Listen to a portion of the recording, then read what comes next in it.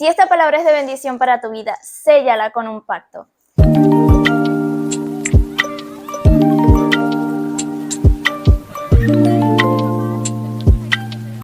Sean todos bienvenidos una vez más a nuestro podcast Gracia y Paz. Por acá les saluda Yacelis y Aura. ¿Cómo están? El día de hoy les estaremos presentando una sección que vamos a titular Un texto fuera de contexto es un pretexto. Y este tiene la finalidad de que podamos analizar, de que podamos estudiar y profundizar en aquellos versículos que muchas veces se sacan aisladamente del texto y que se les da una mala interpretación. También frases que muchas veces repetimos y que creemos que están dentro de la Biblia y que no es así. Y eso es lo que vamos a estudiar a partir de este momento en esta sección. Así que bueno, esperamos que se queden con nosotros y que puedan aprender más sobre la Biblia y sobre aquellas cosas que muchas veces interpretamos erróneamente. Así es, y comenzamos. Si esta palabra es de bendición para tu vida, séllala con un pacto. Venga, haga pacto, hermano, haga pacto, no se vaya, haga pacto. Vaya, recoja su cartera, coja su cheque, coja su tarjeta de crédito. Yo voy a hacer pacto porque yo quiero que la lluvia de Dios me alcance. ¿Qué son los pactos? ¿Puede el hombre pactar con Dios? Hoy vamos a ver que en la Biblia habla de la forma en cómo Dios era Dios quien pactaba con el hombre y no el hombre con Dios. En la Biblia encontramos 7 pactos. El primero es el pacto adámico, que es el pacto de Dios con nuestros primeros padres, Adán y Eva. Este pacto sabemos que era un pacto condicional porque ellos debían obedecer. Y este pacto se rompió. Luego tenemos el pacto noético, que es el pacto de Dios con Noé, donde prometía que él y su familia vivirían. Y el sello de este pacto, o la señal de este pacto, es el arco iris, porque Dios prometió que no acabaría la tierra más por medio de un diluvio. También tenemos el pacto abrahámico, que es un pacto incondicional, donde Dios promete a Abraham bendecir su tierra, bendecir su nación. Y luego tenemos el pacto mosaico, que encontramos en Deuteronomio 11, donde Dios, este pacto es condicional, donde Dios promete bendecir a Israel, pero ellos debían obedecerle. Luego tenemos el pacto palestino en Deuteronomio 10, podemos encontrar este pacto, donde Dios promete la restauración y la bendición del pueblo de Israel. Luego tenemos el pacto davídico, que es un pacto incondicional, donde Dios promete bendecir la línea familiar del rey David. Y por último tenemos el pacto de gracia, que es el nuevo pacto, el pacto donde Dios promete el perdón de nuestros pecados a través de Jesús. Entonces, en todos estos pasajes podemos ver que siempre ha sido Dios pactando con el hombre, no el hombre con Dios. Nosotros no podemos torcer la voluntad del Señor o ofrecer al Señor algo por medio de un pacto o nuestras ofrendas. Una cosa es que nosotros hagamos votos con Dios, donde nosotros prometemos a Dios que queremos obedecerle, que queremos guardar su palabra. Y otra cosa es pactar con Dios. Nos han enseñado que si damos una ofrenda podemos de alguna forma obtener la voluntad de Dios o podemos obtener algo de Dios. Entre más des, más bendecido eres. Entonces es importante que nosotros hagamos una exégesis de la palabra para que entendamos el contexto histórico de qué quiso decir el autor en este texto y cómo podemos aplicarlo hoy en día a nuestras vidas. El que roba a Dios está condenado y se va para el infierno. Ahora vamos a guardar silencio. ¿Cuántos saben que hay una voz espiritual que habla en los billetes? Esta cita bíblica es traída de Malaquías 3, del 8 al 9, que dice así: ¿Robará el hombre a Dios? Pues vosotros me habéis robado, y dijisteis: ¿en qué te hemos robado? En vuestros diezmos y ofrendas. Malditos sois con maldición, porque vosotros, la nación toda, me habéis robado. Este versículo muchas veces, siendo mal interpretado, se le hace ver a las personas que si no ofrendan o si no diezman, entonces vendrá maldición sobre estas personas. En cambio, si cumplen perfectamente con sus diezmos y ofrendas, entonces serán bendecidos o obtendrán beneficios o el favor de Dios.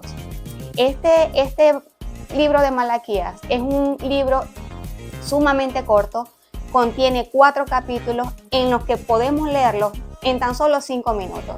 Y si lo leemos, nos vamos a dar cuenta de que el autor no está queriendo no está haciendo recaer esta maldición a la iglesia actual.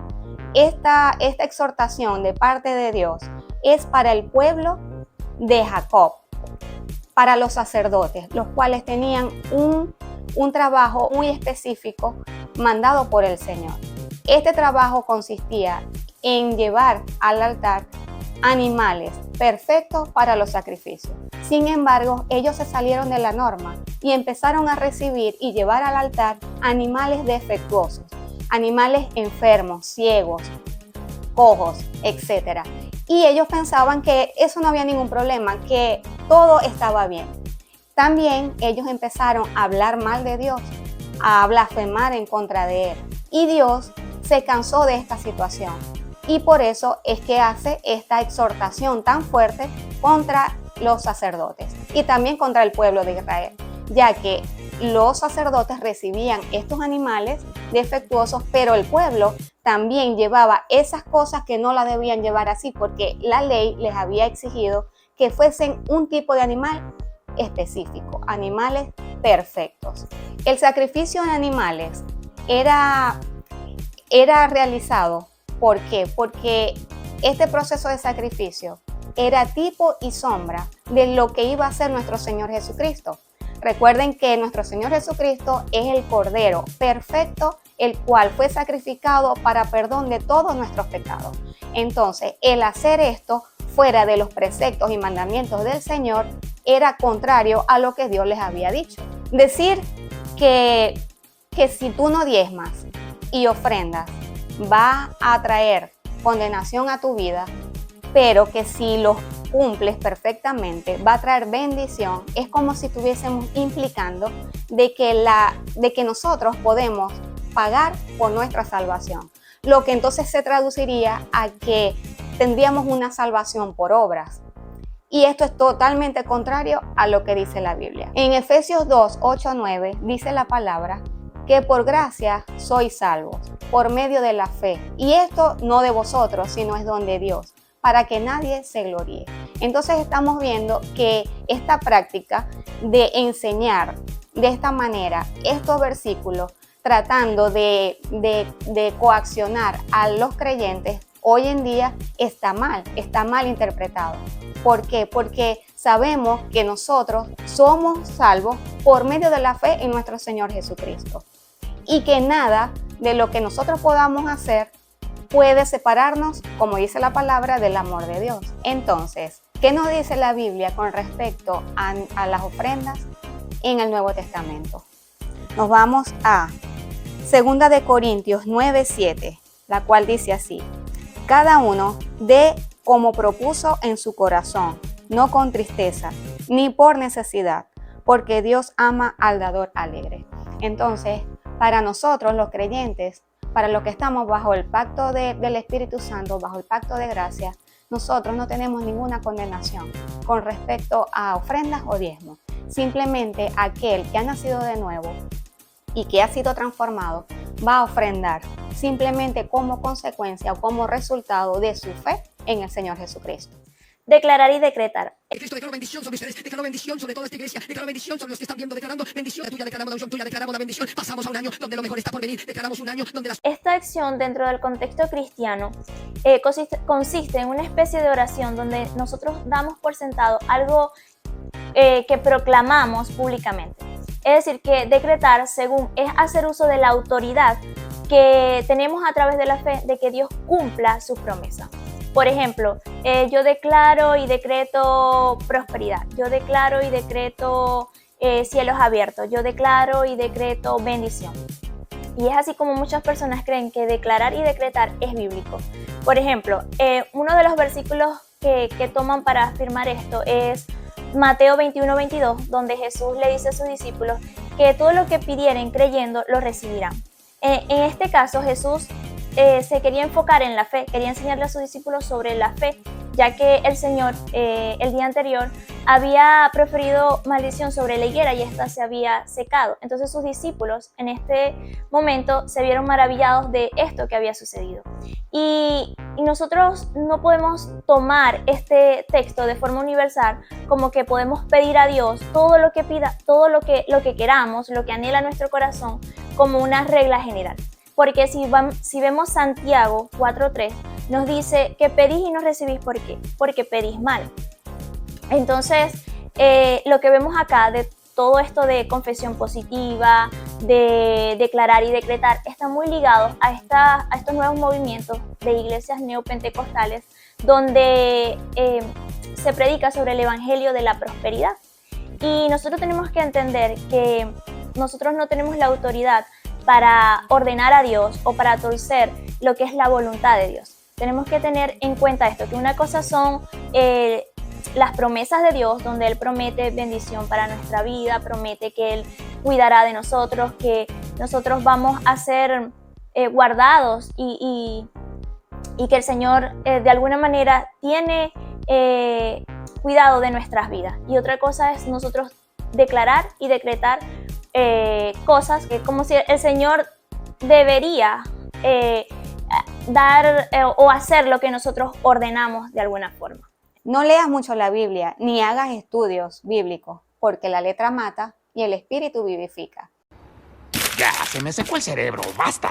Esta declaración muchas veces hace pensar a las personas que las escuchan que no deben preocuparse mucho por leer o por estudiar la Biblia, ya que esto podría matar al espíritu.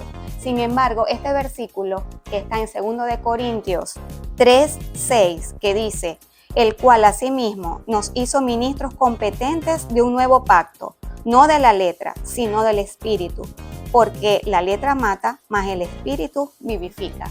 Cuando el autor quiso hablar sobre la letra, se estaba refiriendo a la ley, la cual para las personas poderla cumplir, para las personas poderse salvar, debían cumplirla perfectamente. Sin embargo, no hay nadie que lo haya podido hacer ni en ese momento ni actualmente. Lo que quiere decir que esto traería muerte para la persona que va a confiar en que cumpliendo la ley van a salvarse. El apóstol Pablo lo que trata es en este versículo de contrastar precisamente esto, la antigüedad o el antiguo pacto con el nuevo pacto, que es el pacto de gracia, bajo el cual estamos en este momento, el pacto de gracia de nuestro Señor Jesucristo. Muchas veces se nos hace ver de que estudiar mucho la Biblia nos va a matar el espíritu, porque vamos a dejar de ser espirituales, cuando es todo lo contrario. Cada vez que nosotros escudriñamos las Escrituras, su Espíritu Santo, que mora en nosotros, nos va a revelar, nos va a dar esa convicción de que todas las cosas que están aquí insertas son verdaderas y que las podemos creer con confianza. Esperamos de verdad que estas pequeñas enseñanzas sean de bendición para su vida, que edifiquen su vida cristiana, para que podamos entender lo que verdaderamente quieren decir muchas veces estos versículos que son sacados de contexto y que muchas veces repetimos frases que creemos que están en la Biblia y que en realidad no están. Así es, y recuerda, un texto fuera de contexto es un pretexto. Nos vemos la próxima semana. Adiós. Chao.